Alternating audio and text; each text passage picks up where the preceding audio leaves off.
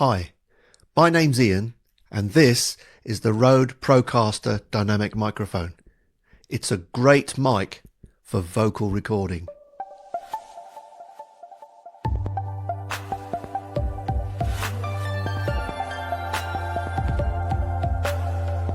The Procaster is literally built like a brick. It's a dynamic mic with a cardioid polar pattern. Although it kind of resembles a studio condenser, it's an end address, and that means the capsule is spoken into from the top, and it's set in its own shock absorption mount inside. It's tough and heavy with a thick metal body and weighs in at around 1.5 pounds. So you need a good solid stand in order to hold all that weight. Its frequency range goes from 75 Hz to 18 kHz, so it has an inbuilt high-pass filter effect in the way that it sounds. It's tailored for the voice with a slight mid-bass boost and a presence boost in the top end. Output impedance is 320 ohms and sensitivity is -56 dB, which means that it does need quite a lot to drive it properly. It comes with a ring mount stand clip and a bag to hold it in. You do need to be careful using the clip stand because it holds the mic at the very bottom, and the full weight of the mic itself makes it quite easy to topple. It comes with a warranty of 1 year with a free extension to 10 years following registration on the RØDE website, where you need to provide proof of purchase, although I can't really see this breaking too easily given the way that it's built, to be honest. Dynamic mics themselves are inherently very quiet and don't produce a lot of noise, but if you have to work with your preamp close to the top of its range, you will introduce noise from the preamp, not the microphone. Since dynamics aren't as sensitive as studio condensers, some people use them holding the mic extremely close like this and tend to almost shout into them in order to raise the gain at the recording end. The effect of this can be an overpowering bass response, which can be useful perhaps in radio broadcast for that fat type of sound, but for clean voice production on video it mightn't be so desirable. I don't really understand why RØDE suggests holding the mic no more than 2 inches from the mouth, because that can cause the very same thing, and for me personally, for my voice, I prefer to have the microphone just a little bit further away, and that takes that bass away a bit and gives you a more natural sound. To get around this, a fairly good preamp is needed in order to raise the gain just slightly so that you can get the mic a little further away from your mouth. The advantages of doing this are the fact that you get less overpowering bass, and plosives are then minimised. I'll try that again. And plosives are then minimised. And plosives are then minimised.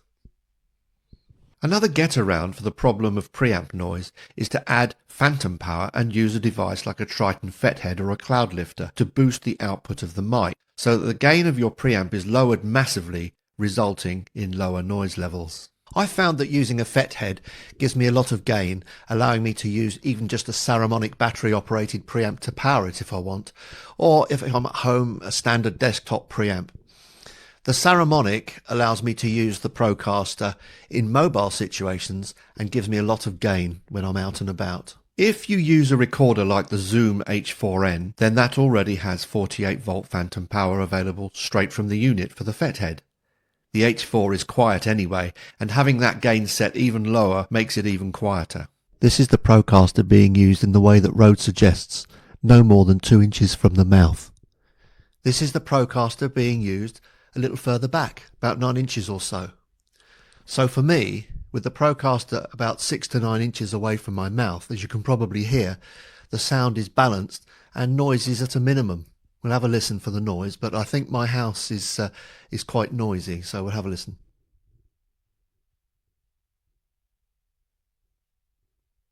I'm getting clocks and hums. Can you hear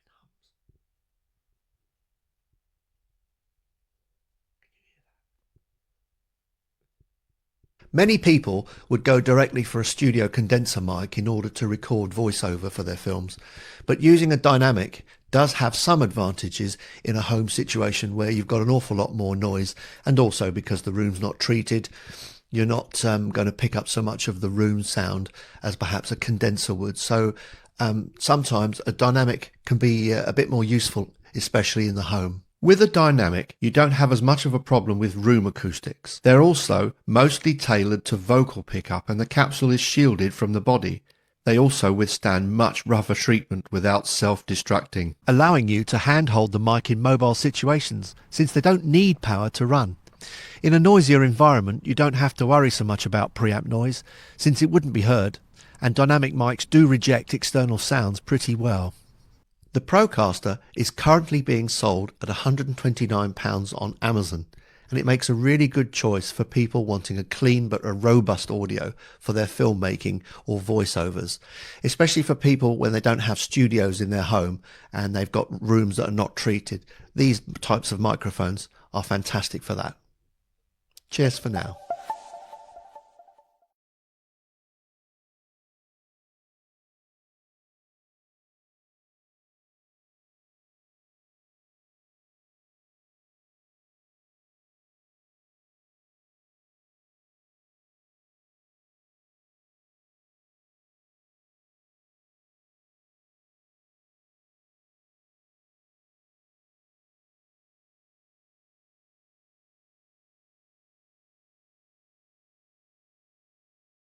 I've had and recommended my RØDE Procaster microphone for quite a while now, but I've never actually reviewed it.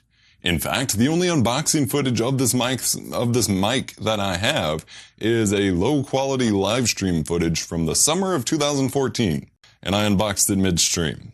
This mic has come a long way with me, and it's time to finally give it a formal review. Let's go.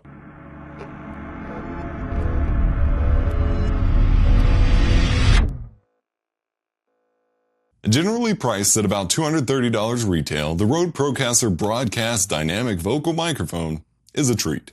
Priced competitively below Electro Voice's RE320 and RE20 microphones, this microphone aims to provide low-noise broadcast quality sound in a similar no compromises package. It just about gets there, too. Weighing about 1.63 pounds, this dark gray cylindrical mic will put some weight on your mic stand. With the shock mount and windscreen that I have for it, it is by far the heaviest mic that I've used, with the RE20 from Electro Voice coming up close by. As a front address microphone, it features some of the light gray grilling around the mic capsule, but that grill doesn't extend anywhere near as far down the microphone sides as the Electro Voice counterparts. The mic is about 8.4 inches long and a little over 2 inches in diameter. It features an XLR connection on the rear with a threaded mount screw on the XLR connection shell. Inside the box you get the microphone, the ring mount microphone stand for that threaded end, and a padded zip pouch. The zip pouch is nice, and that's standard for most RØDE mics, but it's nothing compared to the Electro Voice's padded case. I purchased mine with a shock mount and a foam windscreen. I'll touch on the windscreen in a second, but the shock mount ensures that none of my heavy, aggressive typing that shakes my entire desk will end up causing shake noise within the microphone. Some say this isn't necessary, but I definitely don't have that noise in my mic, so it worked out for me. If XLR mics aren't your thing, RØDE also offers a lighter USB version called the RØDE Podcaster. Link to that will be in the description below as well. Inside, an internal pop filter helps minimize plosives and distortion, while the dynamic cardioid capsule aims to pick up detail in the voice while rejecting background noise. The internal pop filter does a decent job at preventing plosives, but the sound of air moving across the grill or mic capsule or something during breathing can be quite annoying during more intimate recordings. Thus, the windscreen I purchased is a lifesaver. The Procaster features a 75 through 18,000 Hz frequency response with an output impedance of 320 ohms. So, how does it sound? Well, it sounds pretty freaking good. I was originally nervous about throwing this much money at a microphone, especially knowing that a dynamic microphone typically wouldn't have the kind of bass response that my AT2020 condenser microphone would have, but I was immediately quite impressed. Through a raw recording, the Procaster picks up quite a hefty amount of low end and mid-low end, which works very, very well with my voice. This sounds great, and with the benefit of eliminating background noise, this mic is one hell of a deal. However, the extra oomph on the low end seems to come at the sacrifice of a detailed high range. This especially comes out once I run the audio through post-processing. There's quite a lot of oomph to the sound, but not the same kind of punchy sound that the RE320 or RE20 makes, both of which keep a lot more detail on the high end of things. It definitely doesn't get muddy, not at all. It's just clear that the low end can kind of overpower the other rest of the audio range, and it lacks some of that bright crunchiness that other mics can offer. Don't get me wrong, it still sounds great. If you can't justify making the $70 jump to the RE320 or the couple $100 extra jump to the RE20, I definitely recommend someone go with this mic over a normal condenser microphone, especially for YouTube podcasting, live streaming, that kind of thing. Here's an audio sample for you, and you can listen to more, as well as samples from other mics I've reviewed on my SoundCloud. A link in the description below. This is a microphone test using the RØDE Procaster Dynamic Microphone. This is a test. I will play both the unedited and the processed versions. This is a normal microphone test. My name is Adam Reeples Vox. W98.9 WAMZ. Ladies and gentlemen, fatality. This is a microphone test using the RØDE Procaster Dynamic Microphone. This is a test. I will play both the unedited and the processed versions. This is a normal microphone test. My name is Adam Reeples Vox. W98.9 WAMZ. Ladies and gentlemen, fatality. Another thing to note, though, is that this microphone isn't very hot. It requires a very strong preamp to drive. This is what drove my purchase for the Cloudlifter CL1 preamp in the first place, as I essentially needed more gain than the preamp in my Focusrite Scarlett 2i2 interface could provide. With the CL1 inline, the Procaster signal starts to kick up a lot better. This is important, because if you take the approach that I did initially of just dealing with a quieter signal and amplifying it in post-processing, you're in for an unexpected noise floor. Through clean preamping, it's great. There's not much background noise pickup at all. But if you don't have it preamped cleanly or just preamped enough before processing, you're in for a noise floor to remove and potential hissing within the audio itself to clean out as well. Overall, this mic is pretty baller, and it has served me very, very, very well over the past year and a half, 2 years or so of live streaming and desktop video capture. Coming in at not much more expensive than the popular Blue Yeti Pro, this one definitely gets a recommendation from me. Exhausting. So this is more about thinking what your needs are. If you're doing for podcasting, I would recommend something else that's brighter, but I also have a strong voice. So if you need that boost, then it works well for you. But if you have a good voice and for voiceover work, it's good for voiceover. I was actually able to get it for half price, so it was a great deal, and it's worth it even out of its regular price. Just really consider what you plan on using it for. If you are going to be doing podcasting, you can 2 microphones. You could use this for voiceover, but I would recommend something else that adds more brightness. Even the pod mic, even the RE320 is pretty good, but I like this as just straightforward. For me, I don't even need a pop filter with it. It gets the job done. And again, I use it also for e-learning. So that's my review. That's why I give it 5 stars. It's what I expected. Just plan on thinking about, it's not the only mic you should have, but for something with a presence, it's definitely a really good solid mic to have. Hope this is helpful.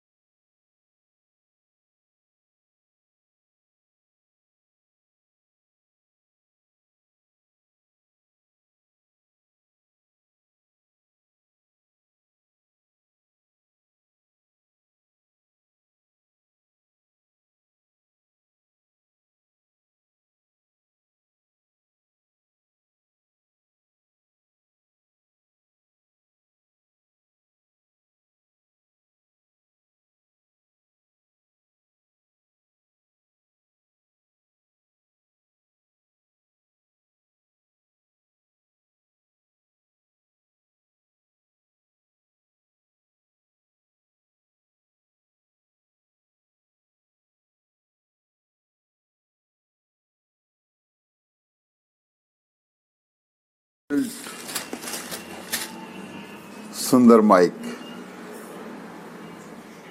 और हमारा शुरू होता है podcast. आगे आप देखेंगे कि कैसे पॉडकास्ट बनाया जाता है और सुंदर पॉडकास्ट जरूर सुनिए।